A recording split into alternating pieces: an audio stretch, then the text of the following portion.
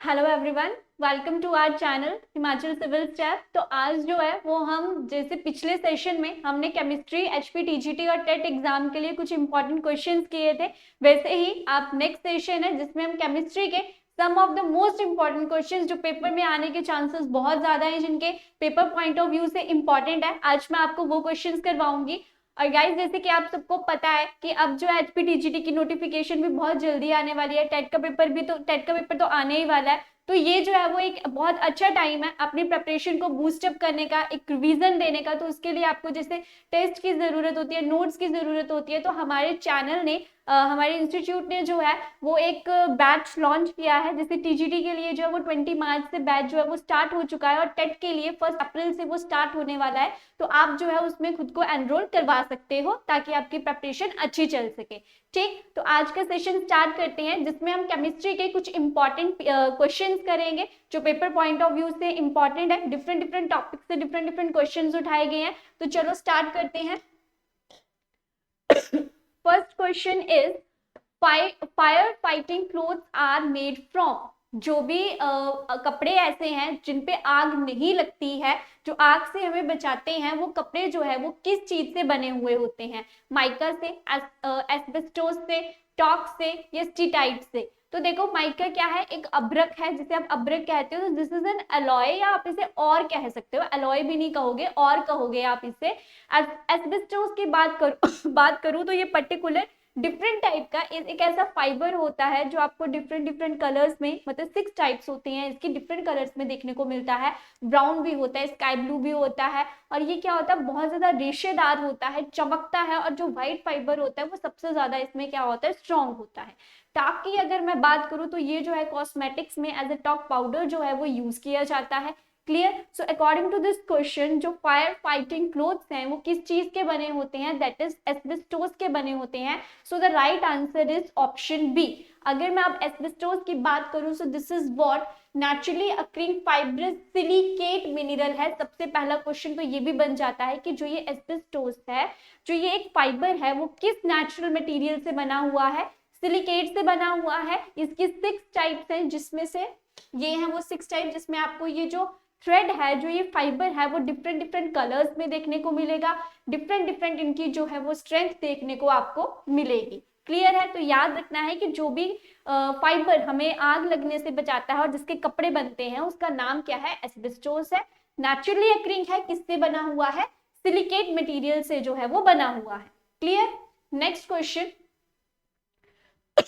Which gas is coloured? इनमें से कौन सी गैस जो है वो कलरफुल आप देखते हो? ऑक्सीजन, नाइट्रोजन, क्लोरीन या hydrogen?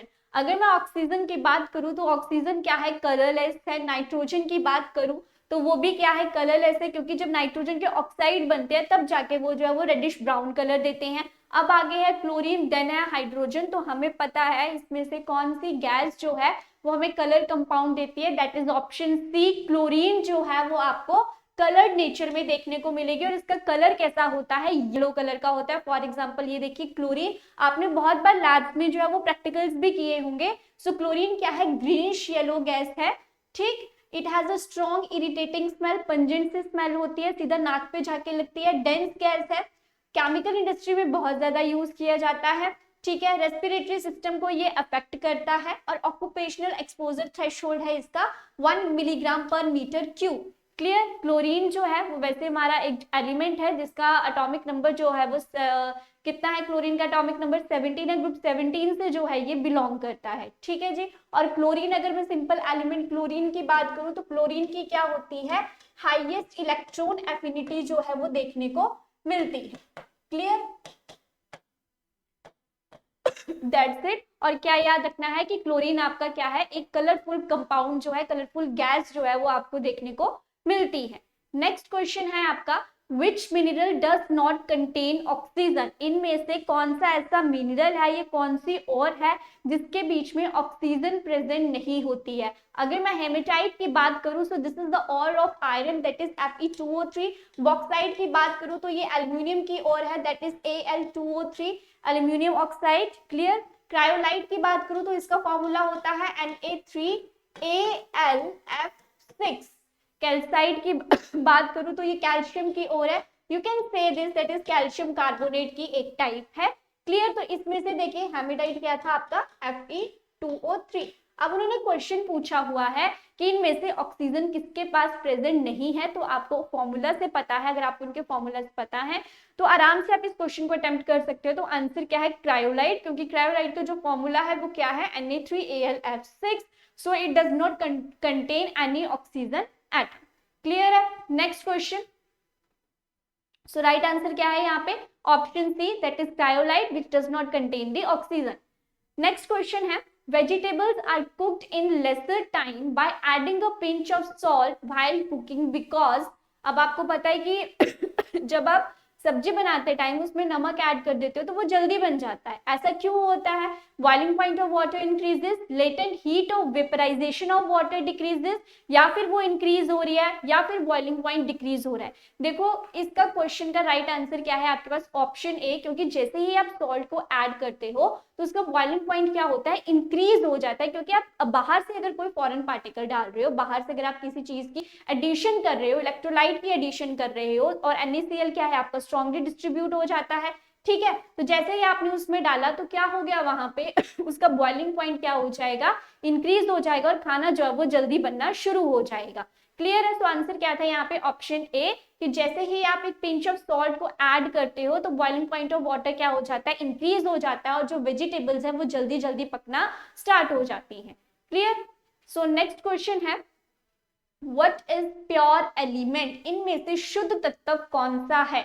Glass, cement, sodium, steel. अगर मैं ग्लास की बात करूं तो वो क्या है आपके पास एक अमोर्फस टाइप का सॉलिड है, मतलब कि इररेगुलर स्ट्रक्चर। और ग्लास का फॉर्मूला क्या होता है उसमें बहुत सारे एलिमेंट्स जो होते हैं, बहुत सारी चीजों का वो क्या होता है मिक्सचर होता है, उसमें आपको कैल्शियम भी देखने को मिलता है, सिलिकॉन भी देखने को मिलता है। सो यू कांट से कि ग्लास क्या है आपका एक प्योर मेटल तो नहीं है। क्लियर। सीमेंट की बात करूं तो यहाँ पे भी आपको कैल्शियम देखने को मिलेगा, सिलिकॉन देखने को मिलेगा, कैल्शियम ऑक्साइड जो सबसे ज्यादा देखने को मिलता है, सिलिकॉन भी होता है, फॉस्फोरस भी इसमें प्रेजेंट होता है, then also it is not a pure metal, pure element. Steel की अगर मैं बात करूं तो ये क्या है अलॉयज बनाता है जिसमें स्टेनलेस स्टील होती है, जिसमें आयरन, निकल, क्रोमियम, कार्बन जो है वो डिफरेंट कार्बन की डिफरेंट कंपाउंड्स की कंपोजिशन जो है वो आपको देखने को मिलती है। So the right answer is sodium metal, because sodium element का मतलब क्या है कि सिर्फ एक ही टाइप के एटम्स प्रेजेंट है, then that is the answer is sodium, क्योंकि वहां पे आपको सिर्फ सोडियम के एटम्स ही देखने को मिलेंगे। और सोडियम का एटॉमिक नंबर कितना होता है 11 एटॉमिक नंबर होता है, ग्रुप 1 में एग्जिस्ट करता है, अल्कली मेटल्स कहलाते हैं and very reactive, that is why it is stored under the kerosene oil. Clear. Next. So option C is the right answer. Next question है मैच स्टिक यूजेस। सबको पता है इसका आंसर, और ये बहुत बार एग्जाम्स में क्वेश्चन आ भी चुका हुआ है कि जो माचिस का बॉक्स है या माचिस की जो स्टिक के आगे जो चीजें लगी होती हैं उसमें फॉस्फोरस, इतना तो पता है कि फॉस्फोरस यूज होता है, लेकिन फॉस्फोरस का कौन सा एलोट्रॉप उसमें यूज किया जाता है? Red phosphorus, black phosphorus, purple phosphorus या none of these? So the right answer is option A, that is red phosphorus, and this is important. So remember this question कि matchstick की side पे या उसकी tip पे आपको red phosphorus जो है वो देखने को मिलेगा, एक्सप्लोसिव इन नेचर होता है, रिएक्टिव होता है। Clear. Next, a nucleophile is अ। अब न्यूक्लियोफाइल की अगर मैं बात करूं तो इसके पास क्या होते हैं लोन पेयर्स प्रेजेंट होते हैं और नेगेटिव साइन होता है। ठीक है। ये क्या है इसमें इलेक्ट्रॉन को अपनी तरफ खींचने की टेंडेंसी जो है वो बहुत ज्यादा होती है, इलेक्ट्रॉन विड्रॉइंग टाइप नेचर के ये होते हैं। ठीक है। तो न्यूक्लियोफाइल की एग्जांपल आपके पास आगे जैसे साइनाइड नेगेटिव, OH नेगेटिव आपका हो गया, इस टाइप की जब चीजें होती है तो आप उसे क्या कहते हो न्यूक्लियोफाइल। अब वो पूछ रहा है कि न्यूक्लियोफाइल क्या है, एसिड है या बेस है या दोनों ही है? तो अगर मैं लुईस एसिड की बात करूं तो वो क्या करता है इलेक्ट्रॉन पेयर्स को एक्सेप्ट करता है, और अगर मैं बेस की बात करूं तो लुईस बेस क्या होता है जिसके पास लोन पेयर प्रेजेंट होते हैं और वो डोनेशन करता है। तो न्यूक्लियोफाइल के पास क्या है लोन पेयर्स भी प्रेजेंट है और नेगेटिव साइन भी है, तो ये क्या होगा फिर option B, that is nucleophile is a Lewis base. Clear.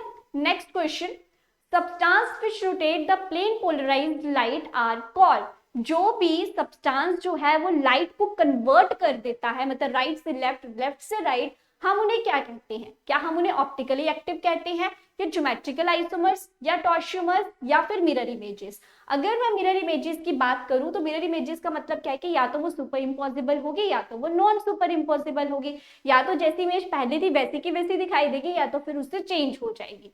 टॉर्शियोमेरिज्म की बात करूं then it is a different phenomena, वहां पे कीटो इनोल टोटोमेरिज्म जो आपको देखने को मिलती है। ज्योमेट्रिकल आइसोमेरिज्म की बात करूं तो यहाँ पे आपको सिस और ट्रांस कन्फर्मेशन की फॉर्मेशन देखने को मिलती है। और ऑप्टिकली एक्टिव कंपाउंड्स क्या होते हैं आपके, जहां पे लाइट जो है वो पोलराइज कर जाती है, ऑपोजिट घूम जाती है, वहां पे आप उसे क्या कहते हो, ऑप्टिकली एक्टिव कंपाउंड्स कहते हो, जहां पे कोई सिमेट्री नहीं होती है, नॉन सुपर इम्पॉसिबल इमेजेस की फॉर्मेशन होती है, उसे आप क्या कहते हो, ऑप्टिकली एक्टिव कंपाउंड्स के नाम से जाना जाता है। सो इस क्वेश्चन का राइट आंसर क्या है, option A, that is optically active compounds. Clear. Next question है, लेविथ method is used for estimation of. अब प्रैक्टिकल सभी ने किए होते हैं, उस टाइम जो है हम ये इसकी प्रेपरेशन भी करते हैं क्योंकि हमें रेडिकल्स चेक करने होते हैं, हमें देखना होता है कि एसिड वाला प्रेजेंट है या बेस वाला प्रेजेंट है या कोई नाइट्रोजन कंटेनिंग तो नहीं है या कोई सल्फर कंटेनिंग आइडेंटिटी तो नहीं प्रेजेंट है वहां पे। तो बताओ कि लेविथ मेथड जो है वो किसकी एस्टिमेशन के लिए यूज किया जाता है, nitrogen, carbon and hydrogen, sulphur या फिर हेलोजन। अगर मैं यहाँ पे बात करूं नाइट्रोजन, सल्फर और हेलोजन की, तो हम एक लिसेंजरी एक्सट्रैक्ट बनाते थे, ठीक है, फ्यूजन ट्यूब लेते थे और उसमें हम उसको जब चाइना डिश में डाल देते थे तोड़ के, तो उसको जब बॉइल कर देते तो लिसेंजरी एक्सट्रैक्ट बनता था। ठीक है, तो अकॉर्डिंग टू दिस क्वेश्चन की जो लेविथ मेथड है वो कहाँ पे यूज किया जाता है, कार्बन और हाइड्रोजन की एस्टिमेशन करने के लिए यूज किया जाता है। So the right answer is what, option B is the right answer, that is carbon and hydrogen. Clear. So देख लीजिए, लिसेंट्री की अगर मैं बात करूं तो इसको क्या कहते हो, सोडियम फ्यूजन टेस्ट भी कहते हो। इसका काम क्या होता है, डिटेक्शन ऑफ नाइट्रोजन, नाइट्रोजन की डिटेक्शन करता है, सल्फर की, हैलोजन की, और इसको जो है वो Dumas and Kjeldahl method is used for the quantitative analysis of nitrogen. तो ये चीजें जो है वो लिसेंट्री एक्सट्रैक्ट जो है वो सोडियम, सल्फर, नाइट्रोजन, सल्फर और हेलोजन की डिटेक्शन के काम आता है। और कार्बन और हाइड्रोजन की डिटेक्शन में कौन काम आता है, लेविथ टेस्ट, जिसमें आप क्या करते हो कि when an organic compound of non mass is strongly heated in the presence of dry cupric oxide, the carbon and hydrogen in the organic compound quantitatively oxidize to carbon dioxide and water, and this is known as the Leibig test. Clear है?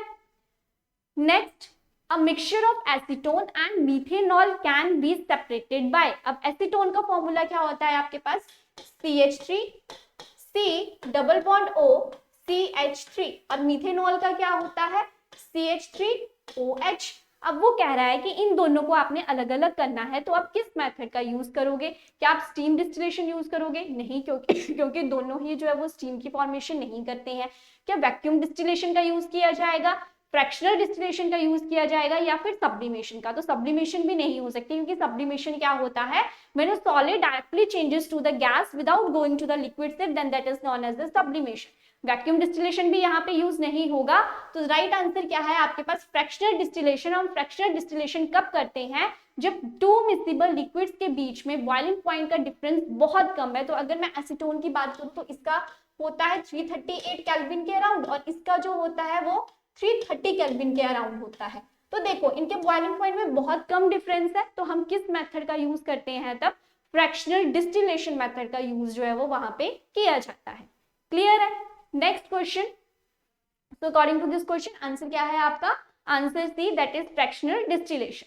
Next अगर मैं बात करूं, वो कहता है ethylene react with Baeyer's reagent to form. अब देखो ये क्वेश्चन कहाँ से है, ये क्वेश्चन जो है हाइड्रोकार्बन्स में, जहां पे आप एल्कीन्स की प्रॉपर्टीज पढ़ते हो वहां से ये क्वेश्चन उठाया गया है। वहां पे ये रिएक्शन जो है बहुत बड़ा बड़ा करके दिया हुआ है। तो बताओ कि जब इथाइलिन जो है रिएक्ट करता है बेयर्स रीजन के साथ, तो वो किस चीज की फॉर्मेशन करता है। सबसे पहली बात कि बेयर्स रीजन क्या होता है, अल्केलाइन KMnO4 पोटेशियम परमैंगनेट के सॉल्यूशन को आप क्या कहते हो, बेयर्स रीजन के नाम से जानते हैं। ठीक है, ये क्या है आपका KMnO4। सो वो कहता है कि जब आप इथाइलिन को इससे रिएक्ट करोगे तो किस चीज की फॉर्मेशन आपके पास होगी, इथाइलिन ग्लाइकोल की फॉर्मेशन जो है वो वहां पे देखने को मिलेगी। And you know that ethylene glycol क्या होता है आपका, as the antifreeze mixture जो है हम इसे यूज करते हैं क्यों यूज करते हैं? क्योंकि इसका बॉइलिंग पॉइंट बहुत ज्यादा है और वाटर के साथ बहुत अच्छी तरीके से ये डिसॉल्व हो जाता है, इसीलिए व्हीकल्स में इसको as a antifreeze mixture use किया जाता है। ठीक है जी, सो राइट आंसर क्या है? Option D. ये देख लीजिए रिएक्शन, इसमें क्या था कि जैसे ही आपने इथाइलिन को रिएक्ट किया अल्केलाइन KMnO4 के साथ, तो आपके पास क्या बन गया? 1,2 इथाइलिन ग्लाइकोल की फॉर्मेशन जो है वो वहां पे देखने को मिलती है। क्लियर है? चलिए नेक्स्ट देखते हैं। Benzene can be converted into toluene by, benzene क्या है आपकी? सिंपल, इसको किस में कन्वर्ट करना है? टॉलुइन में। टॉलुइन क्या होती है? जब बेंजीन रिंग पे क्या प्रेजेंट होता है? CH3 प्रेजेंट होता है। अगर मैं वुड्स रिएक्शन की बात करूं तो वहां पे क्या होता है? एल्काइल हैलाइड यूज किए जाते हैं और ड्राई ईथर की प्रेजेंस में रिएक्शन होती है, तो वहां पे तो एरोमेटिक रिंग प्रेजेंट ही नहीं है, तो सवाल ही पैदा नहीं होता कि वुड्स रिएक्शन होगी। अगर वुड्स फिटिंग रिएक्शन की बात करूं तो वो एसीटोन की प्रेजेंस में होती है, तो वो भी नहीं होगा। कॉल्ब्स रिएक्शन की बात करूं तो यहाँ पे क्या होती है? इलेक्ट्रोलिसिस देखने को मिलती है, एनोड और कैथोड पे रिएक्शन होती है, तो वो भी यहाँ पे बेंजीन एग्जिस्ट नहीं करेगा। सो इसका राइट आंसर आपके पास क्या है? फ्रिडल क्राफ्ट रिएक्शन है। जैसे ही आप CH3Cl जैसे मान लो इसमें डालते हो तो CH3 यहाँ पे आ जाएगा और HCl बाहर निकल जाएगा, और इस रिएक्शन को आप क्या कहते हो? फ्रिडल क्राफ्ट एल्काइलेशन रिएक्शन के नाम से भी इसे जाना जाता है। ठीक है जी, तो बेंजीन को अगर टॉलुइन में कन्वर्ट करना है तो किस रिएक्शन का यूज किया जाएगा? फ्रिडल क्राफ्ट रिएक्शन का यूज किया जाएगा। वुड्स रिएक्शन में क्या होता है? अल्काइल हैलाइड्स जो है वो रिएक्टेंट यूज किए जाते हैं और वो रिएक्शन ड्राई ईथर की प्रेजेंस में करी जाती है। क्लियर? नेक्स्ट क्वेश्चन है आपके पास, option C is the right answer. Next question है आपके पास, white lung cancer is caused by silica, asbestos, paper या टेक्सटाइल। जो व्हाइट लंग कैंसर है, लंग्स में जो एक व्हाइटिश कलर का प्रोडक्ट जो है वो फॉर्म होना शुरू हो जाता है, जिसे व्हाइट लंग कैंसर कहते हैं, वो किसकी वजह से होता है? देखो वो होता है एस्बेस्टोस की वजह से। इसका राइट आंसर क्या है? Option B, that is asbestos. क्योंकि जब यहाँ पे इस कपड़े की टेक्सटाइल में काम किया जाता है तो वहां पे क्या होता है? जो वर्कर्स होते हैं उनको इससे बहुत ज्यादा प्रॉब्लम जो है वो क्रिएट होना शुरू हो जाती है। So you have to remember this कि व्हाइट लंग कैंसर जो है वो किसकी वजह से होता है? एस्बेस्टोस की वजह से जो है वो देखने को मिलता है। ठीक है, ये देख लीजिए, is known as the white lung is caused by the intense exposure to asbestos fiber। Clear है? तो यहाँ से क्या होता है? लंग्स के ऊपर ऐसे जो है वो व्हाइट व्हाइट कलर की चीजें जो है वो आना स्टार्ट हो जाती हैं। क्लियर? नेक्स्ट क्वेश्चन है, the major binding force of diamond, silicon and quartz is. देखो सारे के सारे कार्बन कंटेनिंग कंपाउंड है। ठीक है, सिलिकॉन में नहीं है, जैसे डायमंड है उसमें कार्बन है, सिलिकॉन में क्या होगा? सिलिकॉन कार्बाइड भी हो सकता है, सिलिकॉन ऑक्साइड भी हो सकता है, क्वार्ट्ज क्या होता है? उसमें भी सिलिकॉन प्रेजेंट होता है। तो वो पूछ रहा है कि उसमें जो बाइंडिंग फोर्स है, वो जो एक दूसरे को बाइंड करके रखते हैं, उसमें कौन सी फोर्स है? इलेक्ट्रोस्टैटिक फोर्स है, कोवेलेंट बॉन्ड फोर्स है, नॉन कोवेलेंट बॉन्ड फोर्स है, या वैन डर वाल्स फोर्सेस है। तो देखो वैन डर वाल्स फोर्सेस कहाँ होती है? नोबल गैसेस में देखी जाती हैं। इलेक्ट्रोस्टैटिक फोर्सेस आयंस में देखी जाती हैं। नॉन कोवेलेंट बॉन्ड तो इसमें होगा ही नहीं, तो बचा क्या आपका? As you all know that कि डायमंड क्या है? कार्बन से बना हुआ है। कार्बन क्या शो करता है? Sharing pairing of electron, covalent bonds की फॉर्मेशन करता है। तो यहाँ पे क्या कौन सी फोर्स एग्जिस्ट करेगी? आपकी कोवेलेंट बॉन्ड फोर्स की जो है वो एग्जिस्टेंस देखने को मिलेगी डायमंड में, सिलिकॉन में एंड क्वार्ट्ज में। क्लियर है इतनी सी बात? चलिए next question, the solubility of gas in liquid increases with. वो कह रहा है कि आपने किसी गैस को लिक्विड में डिसॉल्व करना है तो वो कब इंक्रीज होगी? When increase in temperature, decrease in gas pressure, decrease in temperature या अमाउंट ऑफ लिक्विड टेकन। अब देखो ये क्वेश्चन जो है वो कहां से आया है? हेनरीज लॉ से ये क्वेश्चन लिया गया है। क्लियर है? तो इसका आंसर क्या है? ऑप्शन सी, कि जैसे टेम्परेचर जो है वो डिक्रीज होगा, लिक्विड में गैस जो है वो जल्दी से डिसॉल्व होती जाएगी, क्योंकि टेम्परेचर कम होगा और प्रेशर ज्यादा होगा, तभी तो गैस को लिक्विफाई किया जा सकता है लिक्विड में, तभी तो वो ज्यादा डिसॉल्व होती है। ठीक है, सो देख लीजिए हेनरी लॉ क्या कहता है कि on increasing the pressure of the gas above the liquid, concentration of the gas increases. इसका मतलब क्या है कि सॉल्युबिलिटी ऑफ गैस क्या हो रही है? इंक्रीज कर रही है with the increase of pressure, और solubility of a gas in liquid also increases with lowering of the temperature, कि जैसे ही आप टेम्परेचर को डिक्रीज कर दोगे तो उसकी solubility क्या है? इंक्रीज हो जाएगी। क्यों? क्योंकि जैसे आप टेम्परेचर को इंक्रीज करते हो, काइनेटिक एनर्जी भी इंक्रीज होती है, मूवमेंट भी इंक्रीज हो जाती है। उसकी वजह से क्या होता है? Dissociation of the intermolecular bonds escaping from the solution. The solubility of gas in liquid decreases with increase of the temperature and increases with the decrease in temperature. So जो भी ये इंक्रीज और डिक्रीज प्रेशर और temperature का concept है, ये कहां से लिया गया है? हेनरीज लॉ से लिया गया है. क्लियर है इतनी सी बात? चलिए, और याद रखना है कि जब भी आप किसी गैस को लिक्विफाई कर रहे हो, कंडीशन क्या होती है आपके पास? टेम्परेचर कम, प्रेशर ज्यादा. लॉ कौन सा है? Henry's law. Clear? Next question, osmotic pressure is measured by. Very easy question. Colligative property osmotic pressure, ठीक है, किससे मेजर की जाती है? Ostwald's process, Berkeley and Hartley method, Beckmann's method, या नन ऑफ दिस. तो उसमें ना डायरेक्ट दिया हुआ है उन्होंने कि इस मेथड का यूज किया जाता है. So answer is what? Option B, that is Berkeley and Hartley method is used for measuring the osmotic pressure. तो यहाँ पे देख लीजिए, दिस इज द सिस्टम. जो ये इंस्ट्रूमेंट है वो इस टाइप का आपको देखने को मिलता है. क्लियर है? नेक्स्ट आप देख लीजिए, ये है ऑस्टवाल्ड प्रोसेस, जिसमें जो है वो अमोनिया से रिलेटेड या निट्रिक एसिड से रिलेटेड जो है वो काम किया जाता है. ठीक, दिस इज द बैकमैन्स थर्मोमीटर. और बैकमैन्स थर्मोमीटर जो क्या है वो फ्रीजिंग पॉइंट apparatus है. The fact that the temperature of an overcooled liquid rises to the freezing point when solidification occurs has been made the basis of the method of determining freezing point. जब बहुत ज्यादा freezing point चला गया है, बहुत low value तक, और आपने उसका जो है टेम्परेचर नोट करना है, तो किस थर्मोमीटर का यूज किया जाता है? बैकमैन्स फ्रीजिंग पॉइंट apparatus थर्मोमीटर का वहां पे यूज किया जाता है. ठीक है, तो याद रखना ऑस्मोटिक प्रेशर किससे रिलेटेड था? हार्टले मेथड से हार्टले मेथड से रिलेटेड था. ऑस्टवाल्ड प्रोसेस जो है वो nitric acid nitrogen containing compound से रिलेटेड है. और बैकमैन थर्मोमीटर है वो वेरी लो फ्रीजिंग पॉइंट को क्या करता है? डिटरमिन करने के काम आता है. क्लियर है? नेक्स्ट, टॉनिक इन जर्नल कंटेन, कि जो टॉनिक्स होते हैं, जैसे आप कफ सिरप पीते हो या और भी जो लिक्विड वाली दवाइयां आती हैं, उनमें मेनली क्या डाला होता है? मिथेनॉल, इथेनॉल, ईथर, ये रेक्टिफाइड स्पिरिट. मिथेनॉल क्या होता है? CH3OH. इथेनॉल क्या होता है? C2H5OH. ईथर क्या होता है आपका? ROR. 2 डिफरेंट अल्काइल ग्रुप से 2 सेम अल्काइल ग्रुप्स भी वहां पे देखने को मिलते हैं. रेक्टिफाइड स्पिरिट क्या होता है आपका? जब आपकी 95%, ये क्वेश्चन भी पेपर में आ सकता है, 95% अल्कोहल प्लस 5% वाटर, इस चीज को आप क्या कहते हो? रेक्टिफाइड स्पिरिट के नाम से जानते हो. लैब्स में जब हम प्रैक्टिकल्स करते थे तो इस सॉल्यूशन का यूज भी जो है वो वहां पे किया जाता है. सो इस क्वेश्चन का आंसर क्या है? कभी कफ सिरप की बॉटल उठा के उसमें इंग्रेडिएंट्स देखना, वहां पे जो है वो आपको इथेनॉल देखने को मिलेगा. So the right answer is option B, that is ethanol जो है वो एज अ मेडिकेटिव प्रॉपर्टी जो है वो यूज किया जाता है मेडिकल फील्ड में. Clear? Next question, brass is an alloy of. Alloy क्या होता है? डिफरेंट मेटल्स और नॉन मेटल्स की डिफरेंट कंपोजिशन जब आपस में मिलती है तो अलॉयज की फॉर्मेशन होती है. और अलॉयज क्या होते हैं? बहुत ज्यादा हार्ड होते हैं, डेंस होते हैं, इनकी स्ट्रेंथिंग पावर भी क्या होती है? बहुत ज्यादा स्ट्रॉन्ग होती है. So according to the question answer क्या है आपके पास? Option A, that is copper plus zinc जब मिलते हैं तो किस चीज की फॉर्मेशन करते हैं? आपके पास ब्रास की फॉर्मेशन वहां पे देखने को मिलती है. याद रखना है, ब्रास क्या है आपका? Copper plus zinc. और कॉपर प्लस टिन क्या होता है आपके पास? ब्रॉन्ज होता है. ठीक है, कंफ्यूज नहीं होना है यहाँ पे. Next, aluminium oxide is Al2O3 क्या है आपका? एसिडिक है, बेसिक है, न्यूट्रल है, या एम्फोटेरिक है? तो देखो, जो आपके मेटल्स के ऑक्साइड्स होते हैं वो क्या होते हैं? बेसिक इन नेचर होते हैं. अब मेटल्स कहाँ पे होते हैं? जो ग्रुप 1 और ग्रुप 2 में होते हैं वो सारे मेटल्स, और उनके जो ऑक्साइड्स होंगे वो क्या होंगे? बेसिक इन नेचर होंगे.